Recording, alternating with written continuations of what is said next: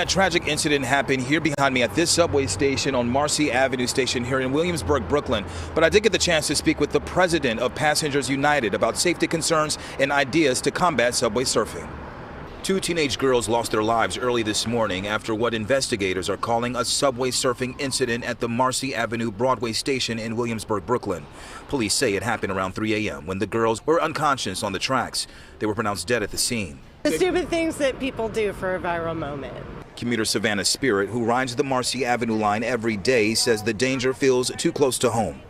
I would recommend not doing that because inevitably you're going to die. It's just suicide. She says subway surfing has become a tragic trend pushed by what's popular online. I blame social media and the internet. So I think that it looks like a cool thing to do, and so they try it out, and then inevitably they get killed. So far this year, police have stopped more than 100 riders from subway surfing. Since 2023, the NYPD has been deploying drones to stop subway surfers, spotting them from above in real time and allowing officers to stop trains at the next station to safely remove riders before they get hurt. Year to date, at least 3 people have died subway surfing. We're devastated. Charlton D'Souza is the president of Passengers United. He says he would like the NYPD to secure the doors between the subway cars and urges people to use the emergency intercom to report passengers walking between cars. We want New York City Transit to put a lock on the doors, a mechanism to stop to allow that wouldn't allow the young people to climb up. The MTA and NYPD are pleading with riders to speak up and stop the trend before more lives are lost. We received this statement from NYC Transit President Demetrius Critchlow saying in part, quote, "It's heartbreaking that 2 young girls are gone because they somehow thought riding outside a subway train was an acceptable game. Parents, teachers, and friends need to be clear with loved ones. Getting on top of a subway car isn't surfing, it's..." Condolences to the family, because you always want to extend condolences. But we got a whole new generation of dummies out here that have determined that it's more important to put your safety at risk to get a viral moment, which a lot of times that moment don't even pay no money. I'm going to be honest with y'all. In order for you to really make money on content creation and social media, and I'm going to have this conversation today on my Patreon live stream, so make sure y'all tap in. But in order for you to make money, you have to be a consistent person that gives value. And so when you see people risking their lives for pennies or for a viral moment or just for likes, it's so sad because it shows me the culture that we live in today. The culture that we live in is that people will do anything for clout. I mean, I've seen idiots, dumb people do all kind of dumb stuff. Go into the hood, and some of it is fake. I get it. Yep, I know that some of it is fake, but some of y'all actually try some of this stuff out in real life. I'm going to check somebody. I'm going to put some, going up the escalator, and then I'm going to rub a guy's girl's hand, or, you know what I'm saying? Like, it's like a level of disrespect that's just totally out of control, in my opinion, because nobody cares about basic human decency anymore. It's bad enough that we got situations where people are crashing out over political purposes and reasons, and false information that's being spewed, like what's going over in Chicago, in which ICE agents actually helped the community by getting rid of illegal migrants in black communities that was put there by the current administration and Brandon Johnson and all of that, and then they tried to make it seem like, oh, black people are getting rid. It's bad enough that we got enough misinformation is being spread. But now people, young people, stupid young people, and this is why parents need to really be vigilant on their children. I am vigilant. Like, I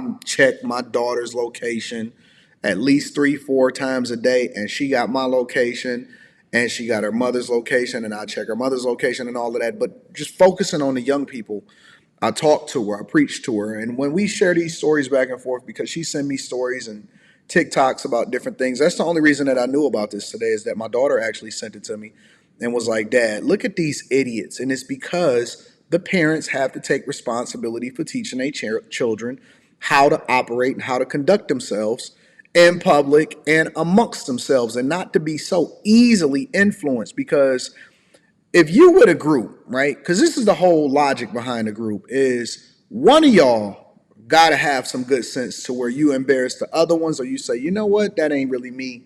I'm not feeling this. Yo, y'all can go along if y'all want to, but y'all look dumb. And then usually what'll happen is people will start to feel some level of guilt. Now they got a decision to make, right? When you travel in groups, everybody not supposed to be dumb. But usually the dumb one is the most influential, and they're the ones that come up with the great idea. Everybody goes along with it, and then everybody is just dumb. So I think we got a different generation of people out here.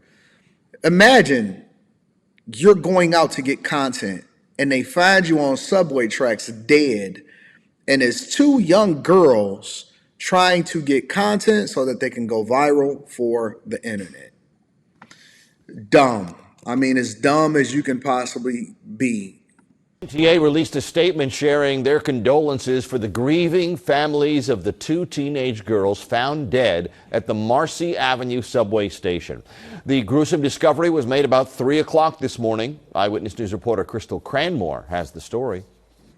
We're not going to stop until we prevent all of these subway surfers from taking place. That was Mayor Adams today, vowing to stop the dangerous trend after officials say transit workers discovered two dead teenagers on top of a subway car, victims of apparent subway surfing. It's absolutely horrible.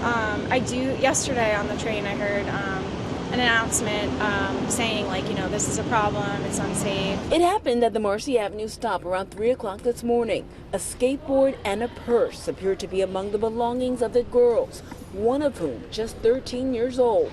The investigation disrupted J-Train service for hours as authorities interviewed potential eyewitnesses. Yes, I know people who do this. One of my friends, his closest friend died. For 12-year-old Chloe, this hits close to home. And I know another friend, and I tell her to stop all the time, but she doesn't stop. But Chloe says she won't stop trying to protect her classmates. They can fall on the tracks anytime, and it's really dangerous. It just hurts me. It just hurts me. Seeing them subway surf, risking their lives for nothing. The city has stepped up its efforts to crack down on the dangerous trend using drones. Police deploy the technology and field response teams to subway lines with the highest rates of subway surfing complaints. Authorities say at least 52 rescues have been made this year. It's horrific. I don't know whether they're seeing it on movies. I don't know where it's coming from. It sounds like an adrenaline junkie. According to the NYPD, there were 3 subway surfing deaths in 2024, and there were 3 between January 1st and August 31st of this year. Obviously, more needs to be done. It's still happening. New York City Transit President Demetrius Critchlow released a statement saying in part that parents, teachers, and friends all play a role in stopping this trend by spreading the message that riding on top of subway cars is not surfing, it's suicide. The biggest people that I feel for is the families, and then the people that have to do the job of discovering this gruesome thing, because nobody should see this type of nonsense. To know that it was 2 young girls, one of them which was 13 years old, and that they are no longer here, and they cut their life short all so that they can do some subway surfing for possibly getting content, because you know that they had their phones out and you know that they was trying to record the event so that they can share it to everybody to get some clout for influence, and to get a call, and it was discovered at 3 o'clock in the morning, meaning that they was probably out and their parents didn't even know where they was at. It's so dumb. But again, condolences for the families, and it's unfortunate. Young people, they're going to mess around and find out. Make sure y'all tap into the Patreon. Link is in the description. Teach Henley, 40% off your first order, 20% off for life. I love you. I appreciate you. I'm going to holler at you guys later. Peace.